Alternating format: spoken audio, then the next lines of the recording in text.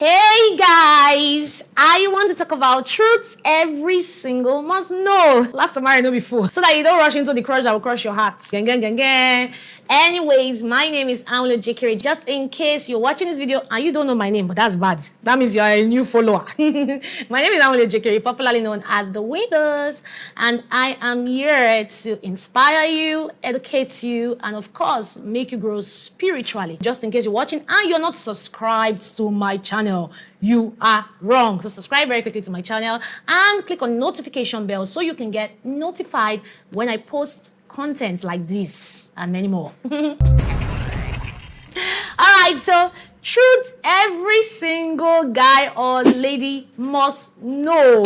This is dedicated to single ladies, single guys, single mom, single, all the singles is dedicated to you. Even if it's 3 days to your wedding, it's dedicated to you. The first is, while you're praying for the right person, have the right character. I will come again. While you're praying for the right person, have the right character. Because many times, many people pray the right prayer but do not have the right character. The first thing I want to address in having the right character is this: how do you comment on social media? You might say, what does it matter? It's social media, people talk anyhow, so I have to comment, I have to this. See, you can actually meet the right person that you're praying for on social media. And the person is actually watching out for your posts, watching out for how you comment, watching out for your hashtag. I'm not saying pretend. You can't even pretend. If you pretend for a while, you can't pretend forever. It must be shown. Your character will be revealed. So I'm saying this because you might think that these things don't matter, but it actually does. Because you see, charity begins at home, but it continues on social media. So while you can start in your house, you can carry it to your social media. But it's not about the person who lashed you on social media. It's how you're responding. People are watching, so you need to be careful. How do you comment on social media? How do you post on social media? Then 2, on character. Watch out for what your friends tell you about you. You know, I remember if I got married, my friends would tell me I do not know how to apologize. And I realized that in marriage, my husband began to complain about it. So watch out for those things, those character things, those character review your friends tell you. Don't shut it out, because it can become a problem for you to your partner in marriage. And not just a problem, it can also be a problem for you that you can miss out on a person that's seems to be right for you. You may even meet the person that is right, but the person that is right can leave you, even in relationship. That's why you're experiencing heartbreak. Who knows? Don't shun out character review from your friends, from circle of people around you. It's very important to help you for marriage, or help you to stay with who is right for you, or to even open your eyes to see who is right for you. Another point on character, on having the right character: be careful how you treat people who do not look like your class. For example, you walk into a company, you walk into a place, and you see a gatekeeper. You're like, it's just a gate person, just a gatekeeper. Or you see an elderly person, you just walk past, you don't greet. Let me tell you something. You don't know who can recommend you for someone else. Because the gatekeeper you disrespect can be the father to your intending husband. That husband that you're praying for in your room. Father, give me a prince. Give me a prince. The gatekeeper can be the father to that prince that you're praying for. The gatekeeper can be the father to the princess you are praying for. So you must be careful how you treat people regardless of their class or their stature. Another point on having the right character, please, this is to ladies especially. Don't go for weddings and be dragging for rice. And you're looking for Prince Charming. Please. I mean, have a sense of decorum. I know that you may not have eaten fried rice in a while, basmati, but please do not go and now be dragging for rice, or carry cellophane and you are packing rice.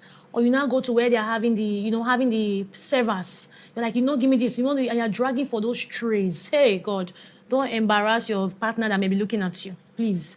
These are things. Don't say, I know you're there, it doesn't matter. The person should accept me for who you are. My sister, I know that you are beautiful. I know that you're fluent, but you see, that prince, that guy, is looking for a lady who has self-control. Self-control is not only people who are not given to premarital sex, but self-control is one who cannot control their appetite even in public. Please, I know you have not eaten basmati rice in a while, you have not eaten salad, you have not eaten chicken. Please, the fact that you have not eaten doesn't mean that you should not control yourself in public. You don't have to get those drinks if it's not given to you. You don't have to get those rice and pack it in cellophane and start going. And also, to add to this, for those of you who also use cellophane to eat rice on the road and chew gum anyhow, please, if you are praying for a king as a lady, position yourself as a queen. It's very important. Another thing on character, this is for single ladies and guys: know how to use cutleries. It's very important. I'm not saying that you must be used to it, but it's something you should intentionally learn. Because why? You don't know who will become your spouse. Your spouse can be a public figure, and then you are out there, and you cannot use cutlery. There are restaurants you go to, and the only cutlery they give to you is fork and knife, and you don't know how to. So these are things you need to start learning. And thank God for YouTube. You don't need to go to a paid class. Go on YouTube and just type, how can I use fork and knife? And you'll see a lot of videos there. It's something you need to learn, whether you're a lady or you're a guy. So while you pray for the right person, develop the right character for the right person. The second truth every single guy or lady needs to know is attraction is broad. I have seen people who say that, oh, I met this guy or I met this lady and that person is not attractive to me. This is where you miss it. Now, someone may not be attractive to you physically, but there are other aspects. There are other types of attraction. There are other aspects of attraction that you haven't delved into, you haven't opened your heart into. For example, when I met my husband, he was tall but dark. Yeah, I wanted a tall guy, but not dark. Certainly not. I didn't want a dark guy. I didn't want one that didn't speak fluently. I don't want, just the way that's how I wanted the guy to be built, but my husband didn't have it. Of course, I said it before, that I wasn't expecting, but it's okay. So what I'm trying to say in essence is, now, the fact that I didn't like his look, right? I didn't like his lips, and what else again? I didn't like his fluency, but I love that he was an intellect, or he is still an intellect. So every time we hung out, I realized that the way he converses, he was vast. I mean, when he talks, he was very sound. So that was like a flow for me. That was a trip for me. So and I realized that when I opened my heart more towards him, I began to like him. I began to get connected. The chemistry was there. And I was feeling this butterfly in my stomach. So what am I trying to say? See, somebody may not like the person because the person is short. But, man, when it comes to the intellectual capacities, the person high up there, it's something you need to look into. So that you don't say no to the right potential simply because the person, you're not physically attracted to the person. There are other parts. Another thing I would say about my husband is, I didn't like the fact that he had black lips. In my mind, I'm like, even though that was my friend, I'm like, does he smoke? But I loved the way he walks. Like, this guy he had charisma. Charisma is a form of attraction.